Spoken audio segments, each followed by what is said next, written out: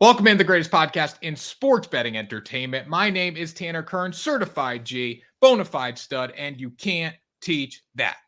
In this right here, this is G Money Grant Mitchell. We are here on a Tuesday breaking down the NBA, breaking down the NFL draft, and you can't teach that. Bada boom, man, the people in the room. G Money Grant Mitchell, how you doing? I'm doing good, Tanner. Got some exciting weekend plans. I know it's only Tuesday, but looking forward to that. NBA playoffs are on, as always. The Washington Commanders will most likely screw up the second pick in a couple of days because we mess up every pick. And, just can't complain, Tanner. Not a bad time to be alive.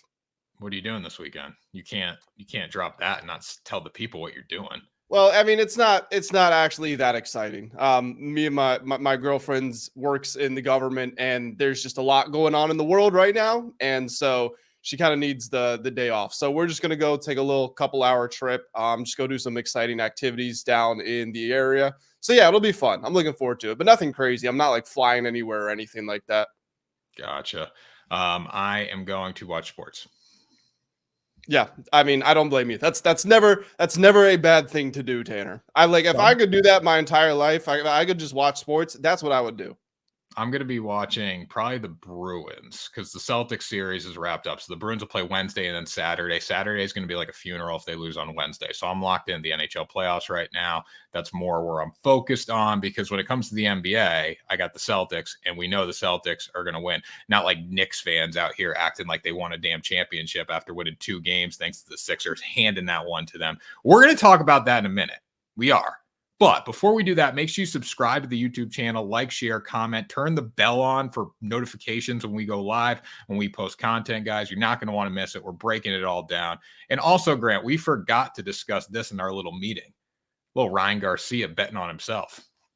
Oh, yeah. I mean, look, if you're allowed to, because obviously you can't bet on, it's not like, you can't Jonte Porter yourself. You can't say I'm going to make 2 threes tonight. But if you're allowed to, I got no problem with that as long as you're betting for yourself, not against yourself. I mean, that's just all the more motivation in the world to go out and do what it was. I remember Eddie Hall, if you know him, he's the first man to lift 500 kilos on a deadlift. He's never said what he bet, but he wasn't. I don't believe he was very financially well off, and he just put down pretty much everything he had. I think he even took out a loan and used that to bet on himself that he would set a world record in the deadlift, and then he did it, and his life completely changed. So yeah, I'm in favor of it, honestly.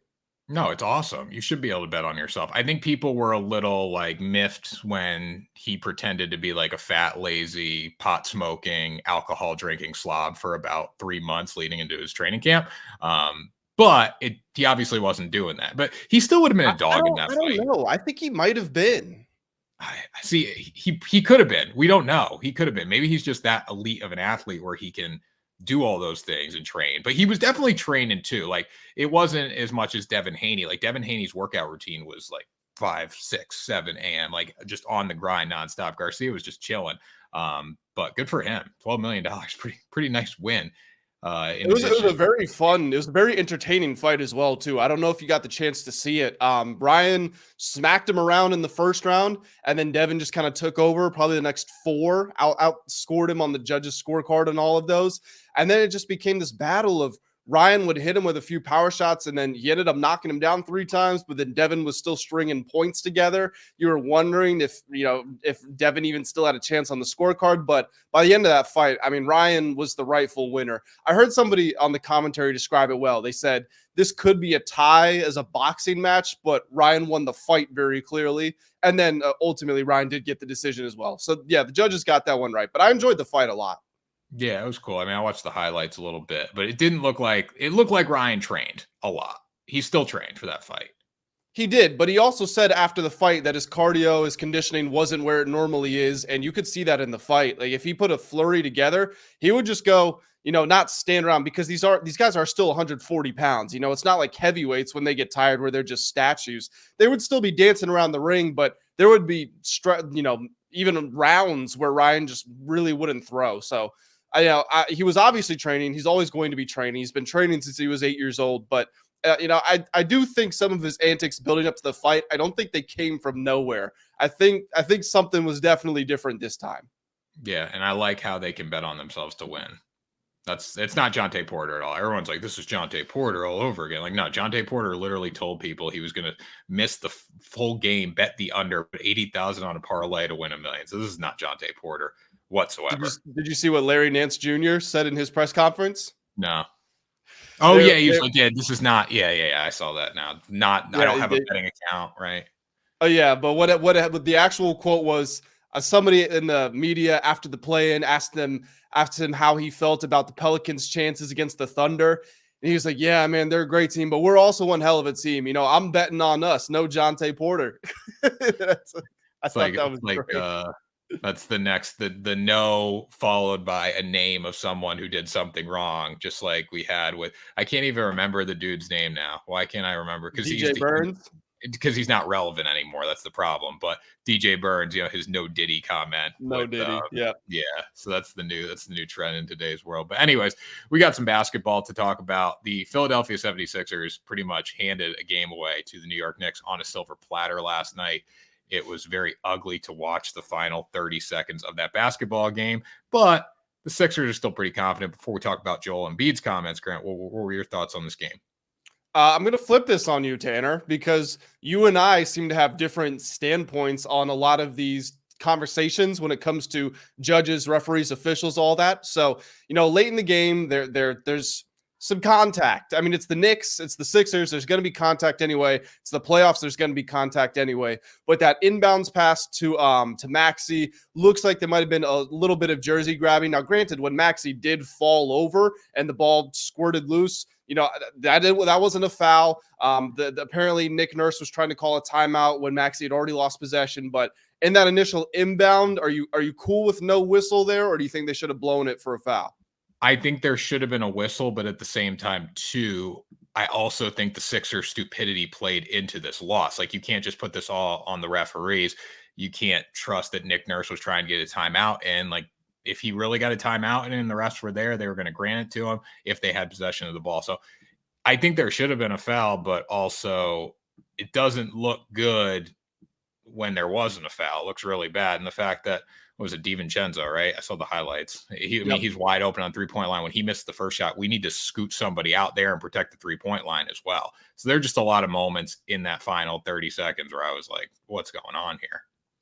So this is funny because normally you're of the opinion that just let him play. And I'm the one who says, no, you got to blow the whistle. I'm actually okay with this. It's late in the game. It's the playoffs. It's two physical teams, a rivalry game, been a back and forth like Garcia and Haney. It was an actual boxing match in Madison Square Garden. A little bit of contact before the ball is inbounded. Was it a foul by the law book? Yes, it was. It was a foul, but I feel like with the way the refs had been officiating that game up to that point, it made sense not to. It was more congruent, more consistent to not blow the whistle there. So ultimately, I was okay with it. I mean, I do have the Knicks winning the series, but I didn't bet on this game myself. I thought the Knicks did an awesome job. I mean, they've won both of these first two games with Jalen Brunson shooting like 25-30% from the field. Hasn't made 10 field goals, and either one of them took, I think, 25 plus, maybe even 28 plus in both of them. So he's not shot the ball well. The Knicks are still up 2-0. This leads into what Joel Embiid said, which you hinted at, which is Embiid said, we're fine. We should be up 2-0. We're going to win this series.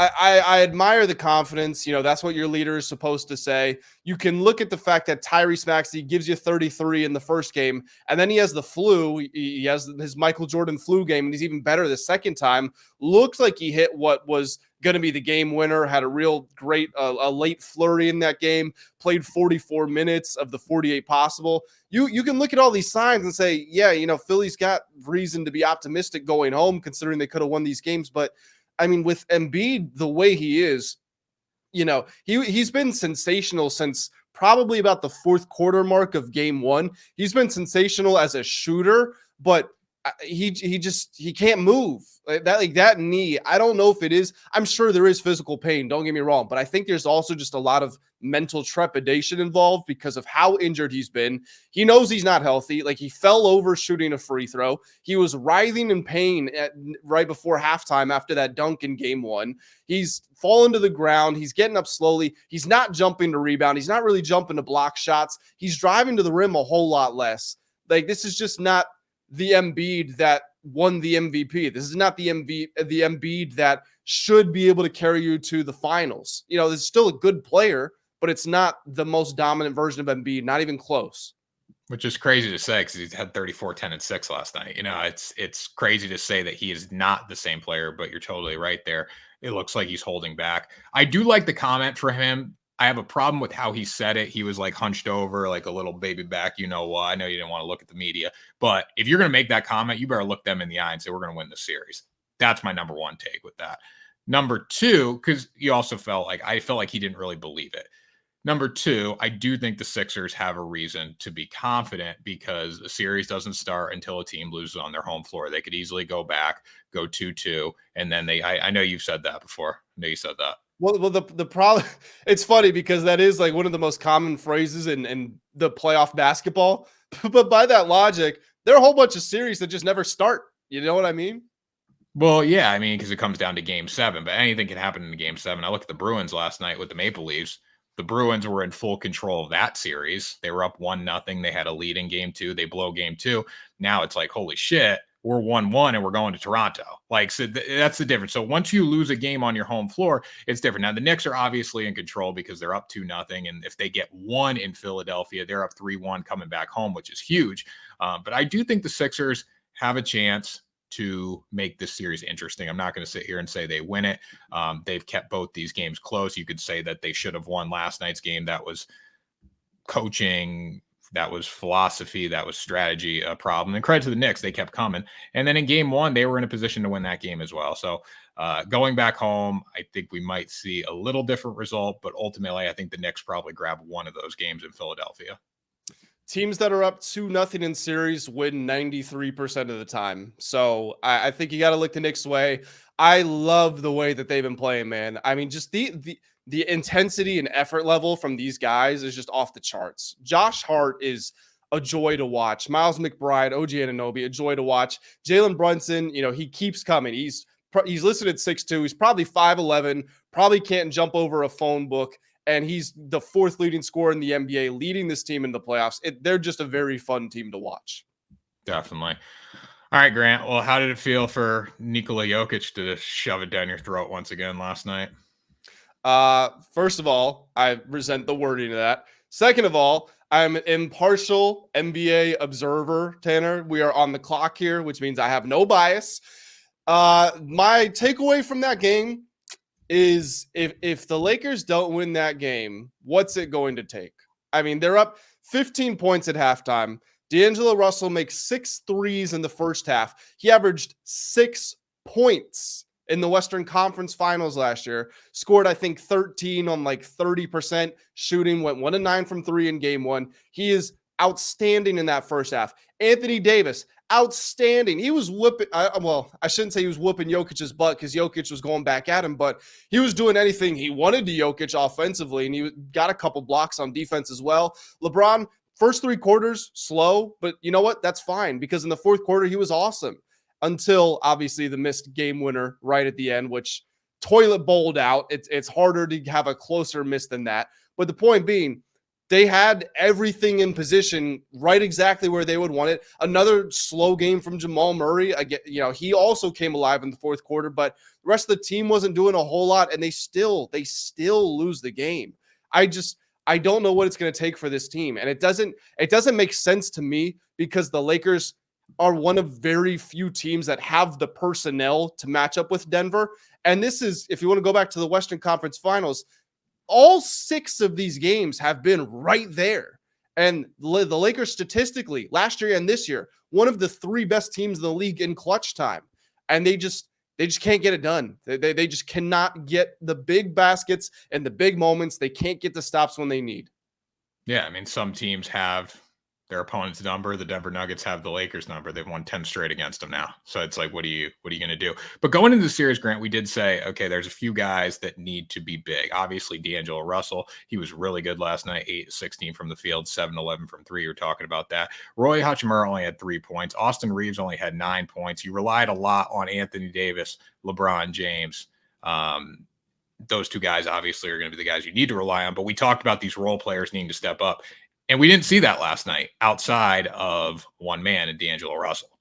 And he's not a role. He shouldn't be a role player anyway. I mean, he averaged 20 points a game in the regular season. It's a guy who made an all-star team. So I get what you're saying that he's not the level of your two stars in LeBron and AD. But I think as far as classification goes, he shouldn't be a role player. So, even more to your point, if you look at the actual role players, none of them stepped up. They got 6 points off the bench, and that came from 2 baskets from one player. So it's, again, at the same time, I am saying I don't know what it's going to take for the Lakers to win because they had everything they had. But at the same time, when you are a championship team, you get contributions from everywhere. You have players step up. I remember Christian Brown. It was either the Lakers series or the finals against the Heat. He had a 20-point game. Bruce Brown had a couple 20-point games. You just don't get that with this Lakers team. No, and that's why Denver is so dangerous, because they know how to win games. They're a championship team. Like, it comes down to it. We can take all the talent in the world, but when one team knows how to win games, win championships, and the other one, obviously the Lakers have championship caliber players with LeBron, but one team knows how to win, the other team doesn't know how to win. And that's what it came down to. I think that's what the series is, in this overall 10-game stretch where the Nuggets have beaten the Lakers, has come down to. And one last thing, I'll leave you with this thought. I do want to hear what you have to say about this. So LeBron was, let's take out like the first 2-3 years of his career, and then let's say the last 2-3. He was the best player in the league every year. Even when he was playing, he played better teams. The Golden State Warriors with Kevin Durant were better than LeBron with basically nobody, but he was still the best player. In those times where he hasn't been the best player, he's still been the smartest player on the court. So the first few years aside, because he didn't make the playoffs his first 2 years, because most guys don't. But these last couple of years, even times where they've lost games or lost series or won games in series, LeBron has been able to elevate people around him. He's been able to control the tempo of the game. He's been able to pick up on the nuances. And you're going against, for the first time in his career, not only is Jokic better than him right now, Jokic is probably as smart, if not smarter than him. So he can't win the mental battle, even if he's losing the actual physical battle on the court. And I also think that plays a very huge reason as to why the Lakers still have not beaten them in the playoffs yet.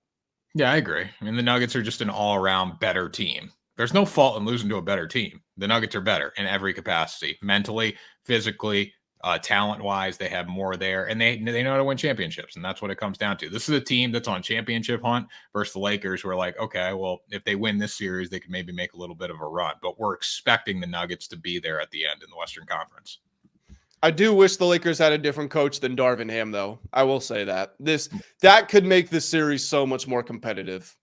Michael Malone's a good coach. I don't think he's the best coach in the league, but I think you got to put him up in that top 5, top 7 sort of area. Darvin Ham could easily be the worst coach in basketball. So, if you give the Lakers Nick Nurse, obviously Eric Spoelstra, just somebody else, I feel like this series could be 6-7 games easy. Did you not like his quote when they asked him, how do you stop Jokic? And he's like, there's no way to stop Jokic. Every Darvin Ham quote, I don't even care about that. Every Darvin Ham quote is terrible. His rotations make no sense. Tanner, Nikola Jokic, this drove me crazy in game 1. Nikola Jokic is the best player in the world. He's 7 feet tall, 300 pounds. In game 1, as soon as Jokic goes to the bench, you know what Darvin Ham does? He brings in Jackson Hayes, who's a center. So you're playing Hayes and Anthony Davis, 2 big men, as soon as Jokic leaves. Then when Jokic comes back, both Jackson Hayes and Anthony Davis are off the court. And you've got LeBron playing as a small ball center. It's coaching malpractice. I also saw here, matter of fact, because this goes back to what I was saying about A, the mental battle the Lakers are losing, and B, Darvin Ham just being awful. So what have we seen in both these games? The Lakers had a halftime lead in both of them. Granted, it was a lot larger of a lead in the game 2 at halftime. But going back to game 1, the Nuggets, they come back as the game wears on. Here's some very interesting numbers. The amount of actual organized plays that the teams ran, or the percentage for Denver in the first quarter, 68%. Second quarter, 68%. Third quarter, 67%. Fourth quarter, 67%. They stayed right there. Like 2 out of 3 times we have the ball, we're running plays. Here's the Lakers in the game 1. First quarter, 67%. Exactly what Denver had. In the second quarter, 55%. In the third quarter, 45%. In the fourth quarter, 39%. So by the end of the game, their play usage had basically been chopped in half. That's where a good coach steps in and says, hey, guys, get it together. We're going to run this to get a quick bucket. We're losing our concentration. We're losing our focus. We need a timeout here because for whatever reason, physically or mentally, we're drained, blah, blah, blah. Darvin Ham just does none of that. He doesn't control the game in any sort of way like a coach is supposed to do. Right. It's okay. It's okay. Like the Cowboys and the Yankees are still in the mix. Why are you calling me a cow? There is a Washington Commanders sticker right here. Okay. We know you're like America's team. We know you like America's teams. It's okay. It's okay. Yeah. All right. Move on there. All right. So I got some questions for you. I'm going to fire off some series questions. We got a bunch of close series right now. The Mavericks were blown out in game 1 against the Clippers. They're now plus 116 to win the series. You were very high on Dallas heading into this series. Does game 1 change your opinion? And should somebody bet on them at plus 116 on FanDuel Sportsbook right now? Absolutely. Mavericks in 5, Mavericks in 6. This is not going 7 games. Even if it does go 7 games, you bet the Mavericks as the series winner, it's still going to cash out. But I mean, that was just a terrible day. Ivica Zubac turned into Hakeem Olajuwon. The Mavericks scored like 8 points in a quarter. Nobody could do anything. It was they couldn't, if they were on a deep sea fishing trip, they couldn't put a beach ball into the ocean. And as soon as that went away, I mean, the Clippers were going to win that game a million times out of a million. And the Mavericks still made it competitive down the stretch in the fourth quarter. I think they are so clearly better than this team. Obviously, the Clippers don't have Kawhi. James Harden did what James Harden does. Tanner, you saw this last year. You saw this last year with your Celtics. In game 1, it's, is Harden washed? Is Harden? Oh my God, he scored 45. The MVP is back.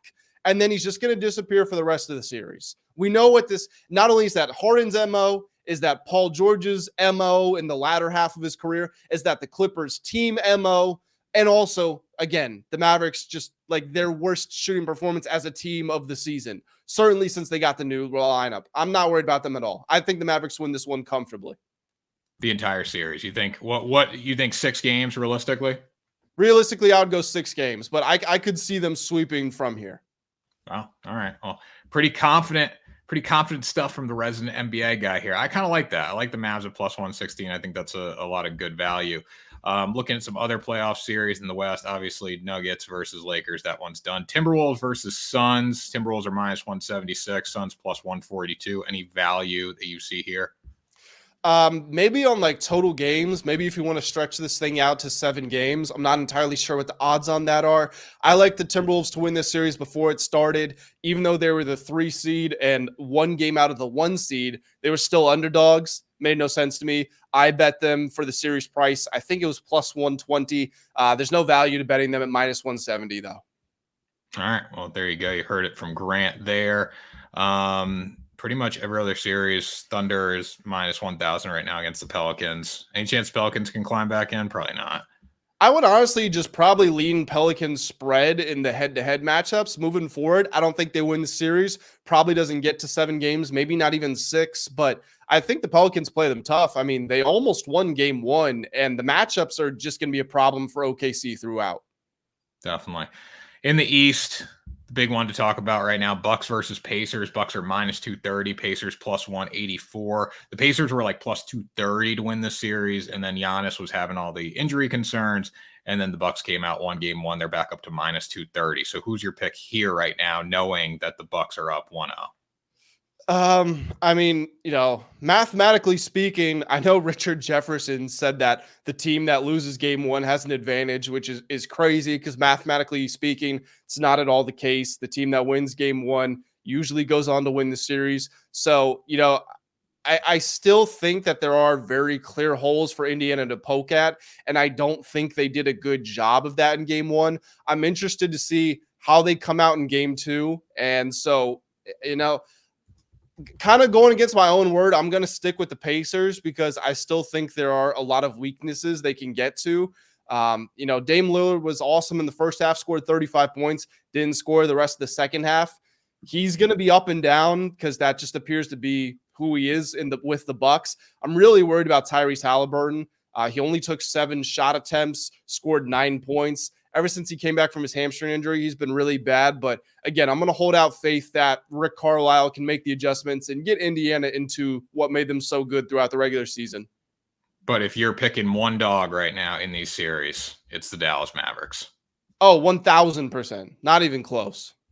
All right, there you go, guys. You want to bet, tail Dallas, and you can do that on FanDuel, DraftKings, Caesars, MGM. We got them all, guys. Ton of prize, ton of promo codes on WSN, guys. All that stuff's linked down in the bio. Get $1,000 free bet, $1,500 in bonus bets, $150 in bonus bets. So much, guys. Varies by books. Make sure you check it all out on WSN. Any other basketball talk, Grant? We're moving into the NFL draft a little bit. Yeah, let's skip it on over here. And this is, exciting times for both of us. You've got your Patriots gear on. I've got my Commander sticker up here. We've got the second and third picks in the draft. I think it's more interesting to ask you this question because you're in a dependent position. If the Commanders take Drake May, you get Daniels or McCarthy. If we take Daniels, you get May or McCarthy. Who are you hoping is available for you to pick from? I don't really care. I'd like Jaden Daniels out of both of them, but it doesn't matter to me. It's a rookie quarterback. It's a team with a good defense. It's a team with not a lot of weapons. It's a team with not a great offensive line. I don't really care. It doesn't matter to me. We're going to get a quarterback. They're going to struggle as a rookie, as all quarterbacks do.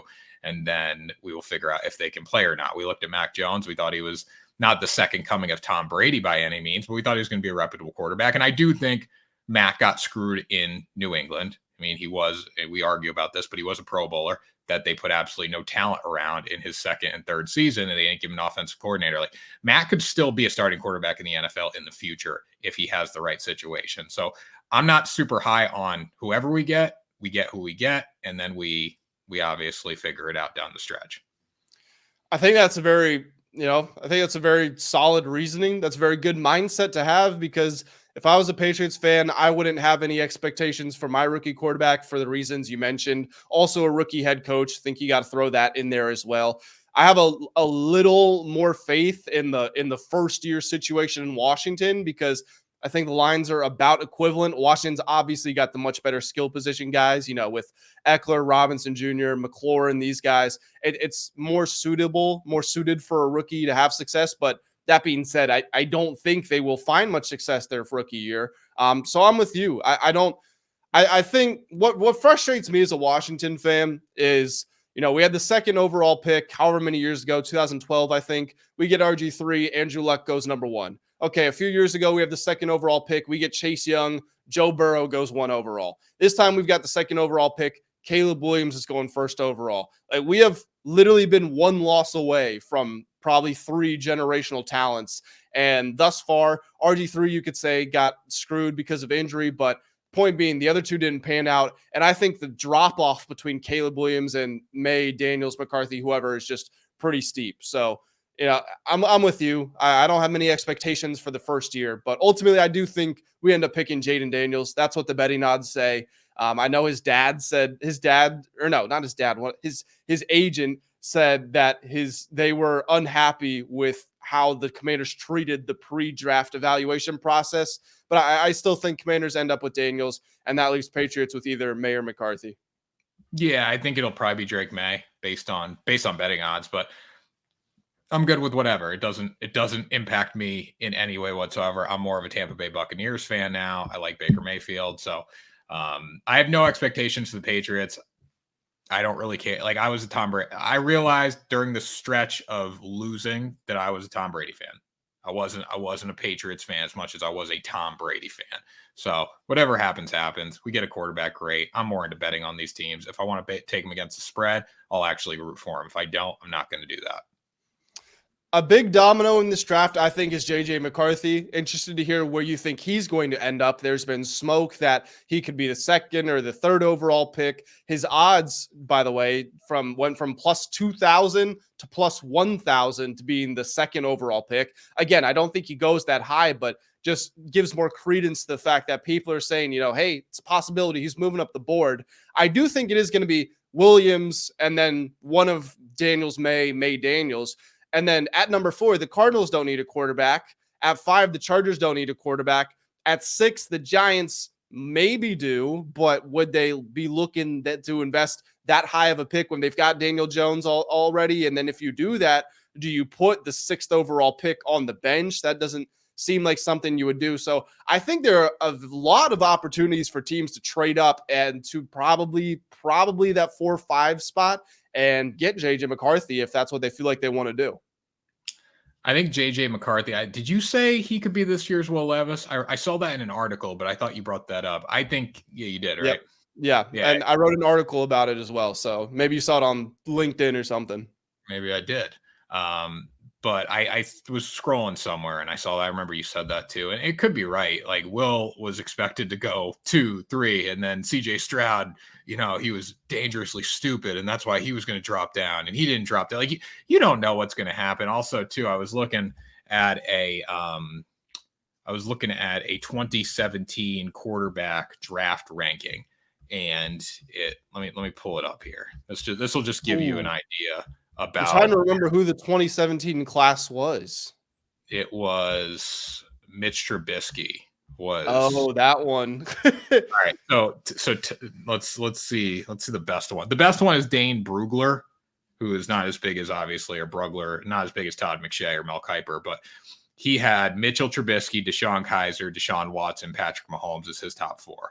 Todd McShay, Mitchell Trubisky, Deshaun Watson, Patrick Mahomes, Deshaun Kaiser. Mel Kiper had Trubisky, Mahomes, Watson, Peterman. Like nobody knows what's going to happen. Nobody knows how these guys are going to pan out. Nobody knows what's going to happen on draft night. So we can sit here and make all these assumptions. And realistically, JJ McCarthy could have just moved up the board in terms of the betting odds, because Harbaugh has, been his biggest supporter this entire time, and people trust Harbaugh. That doesn't mean he's going to go in the first round. Will Levis was expected to be a top 5 pick. He didn't go to the second round. You don't know what's going to happen. And this leads to a market that you found, a betting market, where there's an over-under for 4.5 quarterbacks to be drafted in the first round. The likely suspects: Caleb's going number 1. That's a foregone conclusion. Daniels and May will be taken somewhere. So that's 3. Your other 3 possibilities are JJ McCarthy, Michael Penix Jr., and Bo Nix. So you need 5 of those 6 for the bet to cash, or obviously 6 to 6 for the over to cash, or you need 2 of them to fall to the second round for the under to hit. Which do you think is the more likely side of that? Probably the over, because it's minus 270 right now. Not a lot of betting value there, but I think quarterbacks are going to go. This is a very quarterback driven class, but I've also seen stuff where like the Patriots may be willing to move out of the 3rd place spot, or the 3rd spot, and move back. And that might mean they don't take a quarterback in the first round, and hopefully someone falls. So there's just a lot of things that could happen. I would probably lean over, but under does have a little value if we're just talking. Like I'm not heavily betting the NFL draft by any means, so if you want to throw a little money on the under for a really good plus money price, go for it. It might be a donation, but it's better than betting minus 270 on an event where we just don't know what's going to happen. I wish the line was 5.5 instead of 4.5, because I would probably take the over on that. Like, I mean, realistically, stop me if I'm wrong here, but we get Caleb, Daniels, May, top 3, boom. Someone trades up to 5. Let's call it the Vikings, because they've been heavily rumored to. Now we've got McCarthy off the board at 5. You could get like Bo Nix to the Broncos at 10, 11, and then you get the Michael Penix Jr. to the Raiders at 13, and 6 quarterbacks in the first 12, 13 picks. Like I don't think that's impossible.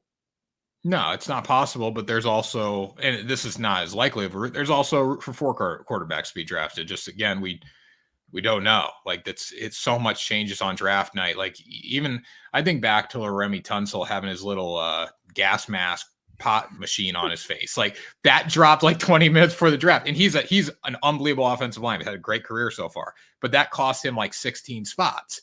So, or whatever, 13 or 16, like, that's the kind of stuff that pops up that we just don't know what's going to happen. Or I think it was Alvin Kamara. I'm trying to remember exactly what happened. I think Alvin Kamara, either he said or there was a story or something like that, where because he had what do they call it? The nose ring, not the one on the side, but like the one in the middle. Is it a stud? I don't know. I'm not big into jewelry, but he had a bunch of piercings and tattoos and stuff. And supposedly that caused him to fall, even though his production said that he should have been higher. So to your point, like, this is so volatile. Things can change in an instant. Yeah, one thing happens, like, there's somebody out there like waiting to drop some story about one of these players because it happened with the Wonderlic test with Stroud. It's happened with the gas mask with Tunsil, and those are just two that are coming to mind. So a lot's going to happen. I think when it comes to betting on the NFL draft, do it for fun. Don't take it too seriously. Bet on the NBA and the NHL and the MLB if you're looking to actually put some serious money down.